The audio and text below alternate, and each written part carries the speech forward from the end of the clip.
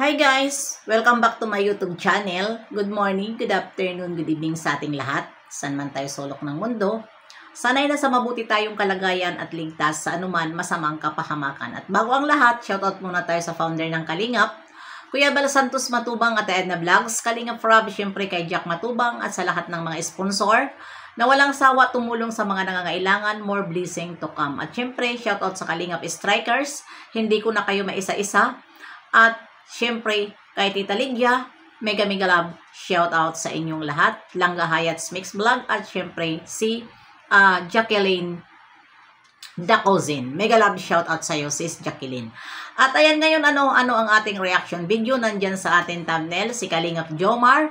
At dito sa nagbabanta na ipapatumba si Jomar, yun po ang atin ngayon re-reactionan na ito ay isang post ni anonymous participant doon sa kanyang Facebook page na ito ay hindi ito maganda na post niya dahil mayroon siya dito pagbabanta at ipapatumba niya si Kalingap Jomar. Kaya kailangan natin reaksyonan itong kanyang post dahil sa totoo lang hindi ito maganda.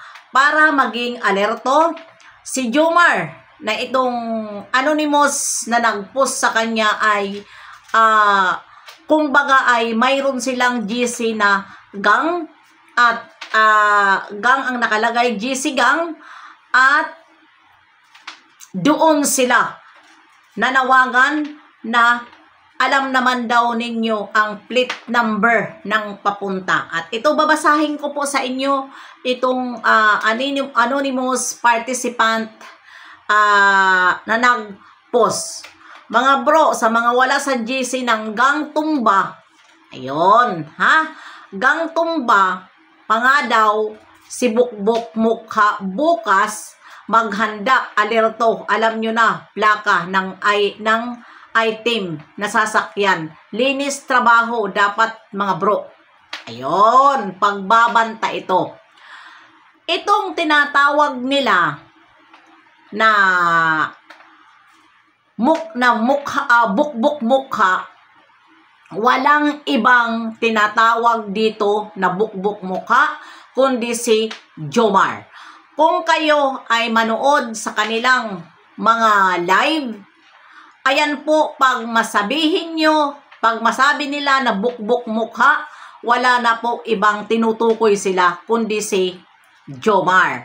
At ito po, na anonymous, ay isa pala ito sila na may GC na gang. Dahil dito, sa sinabi nila plaka ng item na sasakyan, linis trabaho, dapat mga bro, delikado ang pinos mo. Dahil dito, sa sinabi mo, ay ipapalinis mo si Jomar. Diyan sa inyong gang. Linis, trabaho, dapat bro.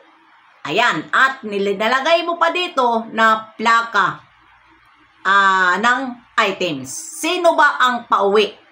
Hindi ba si Jomar lang? Mga bro, mga wala sa GC gang. Delikado pala ang inyong tawag nito. Delikado pala ang inyong GC na yan. Kasi hindi pala yan talaga basta-basta dahil kayo ang tawag nyo ay gang. Ano? At ayan, ito ang bagay kay David. Huwag ninyo ipalit ang mga angels kay David. Di ba? Kasali dito si David. Sino ba ang mga keyboys lang? Ha? Sabihin pa natin bukbok.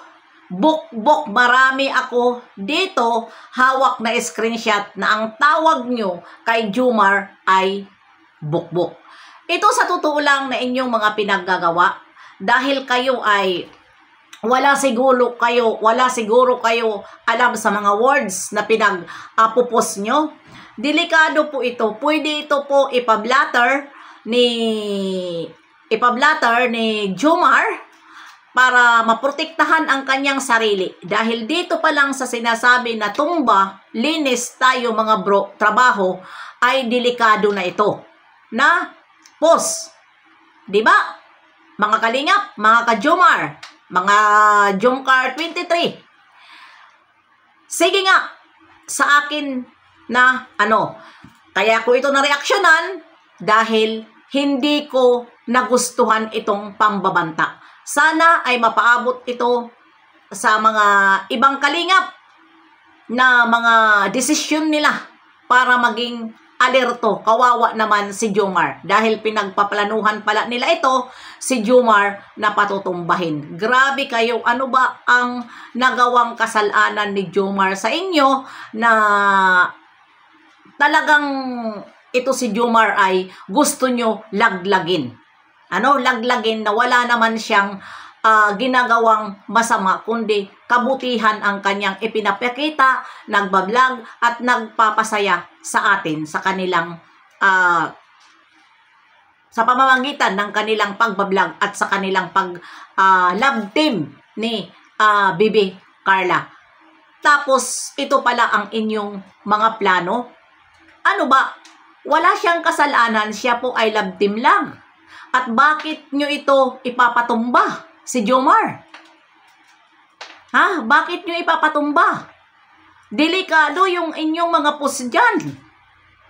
Dahil ang akala nyo siguro na pagdating sa mga gang, may GC gang pala kayo. Kawawa naman dito si Jomar dahil may GC gang pala ito na papatumbahin siya. Mga bro, sa mga wala sa GC ng gang tumba, ayan, once na lumabas ito, Kuya Bal, na gang tumba, huwag mo po ito i-accept dahil itong pangalan nila na gang tumba ay hindi ito maganda. Dahil hindi po ang kalingap po hindi mamamatay tao at hindi po sila mga sindikato na para mag-utos. Na mayroon silang utusan na tao na para patumbahin ang isang tao. Charity vlogger po ang kalingap. Charity. Mga nagcha-charity sila. Lalong-lalo na si Jomar. Ano ba? Bakit ba si Jomar? Politics ba? Hindi naman politics si Jomar. Napagpaplanuhan nyo ng mga ganyan. At bakit kayo magtatayo ng tumbagang na GC? Sige nga. Linis trabaho dapat, mga bro. Diba? At ito si Anonymous participant ay lagi ito po nagpupus na kalaban niya ang kalingap. Kalaban niya ang kalingap. Diba?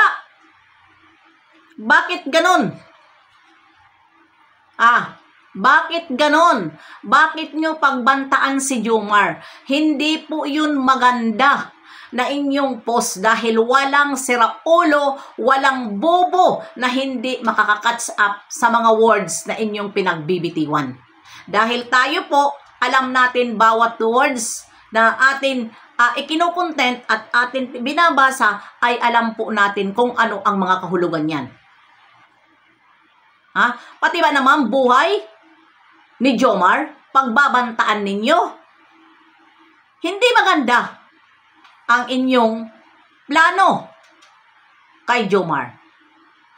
Huwag nyong planuhan ang mga keyboys ni Kalinga Frab dahil sila po ay hindi po sila masasamang tao at hindi po sila tinuruan ni Kalinga Frab na para manloko sa mga tao. Ginagawa lang nila ang kanilang trabaho para magpasaya o makatulong din sa mga taong nangangailangan tulad sa mga nag-i-sponsor sa kanila. Di ba?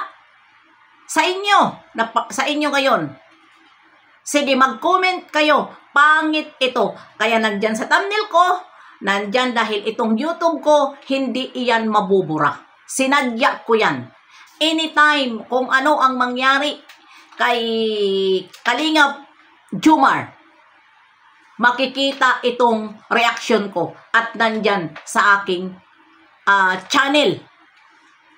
Dahil hindi po yun matatanggal. Nandyan at nandyan yung kanilang pambabanta dito kay Jomar. Kaya Kalingap Jomar, maging alerto ka dahil kawawa mo naman na hindi ka naman manluloko at wala kang niloko at wala kang tinumba ng tao at wala kang inargabyo na tao at bakit ang pus nila ay yan pa. At alam na natin kung sino ang tinutukoy nila dahil ang tawag nila kahit ang mga Jomcar 18 pag nagla-live sila, ang tawag nila kay Kalingap Jomar ay mukhang bukbuk. Bukbukin ang mukha ni Jomar. Kaya nakakasadlang itong mga taong na nga ito na sobrang galit nila kay Jomar na wala naman si Jomar ginawang kasalanan sa kanila. Bakit ba? Porket ba kayo may mga pera, kaya nyo na magbayad sa isang tao? Patutumbahin ang isang buhay ng tao dahil may pera kayo? Parang hindi yata ito maganda. At hindi yan tatanggapin na inyong mga GC na yan na tumbagang dahil wala si Kuya Bal GC na ganun. Ha? Huwag nyong ipaano yan? Huwag nyo yan ipaano na tumbang yung tumba GC. Baka sampalin pa kayo ni Kuya Bal pag mabasa yan ni Kuya Bal na tumba GC. Hindi yan kailangan ni Kuya Bal na mga nim na mga ganyan. Kaya hanggang dito na lang. See you next live and upload. Alertoy tayo mga ka-Jomar at syempre mga si Jomar din. Tipan nyo na at ipasa nyo yan para maiblatter na yung anonymous participant para siya ay ma-i-blatter. Ayan, bye-bye. See you next live and upload. God bless sa ating lahat.